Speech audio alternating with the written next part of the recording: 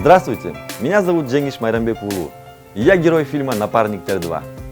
Правильно говорю, Станиславовна? А то ж. Егери.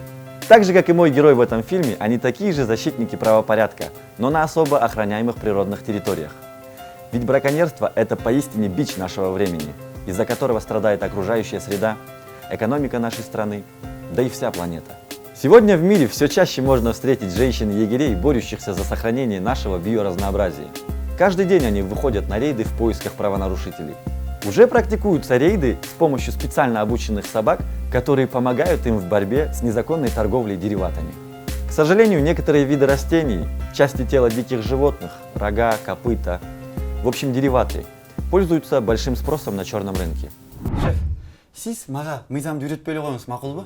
Керек болсачы, өзіңіздің кабинетіңізде мо контрабанда мүйістің бары қаяқтан. Тоже незаконный торговля, тура ғой? Батарея таптаза болып шығасты. Mine? Doluş polkovnik. Geçiriniz. Çaştık kıvatan. Aslanlar! Bana onu gelesen aytıp koy. Öz kalvozu menen arzın жазсын. Есть. Давай, çıkın o kömürden. Gözüme görünme. Менде мо мүйістер бойынша сұрау бар дағы. Masçı.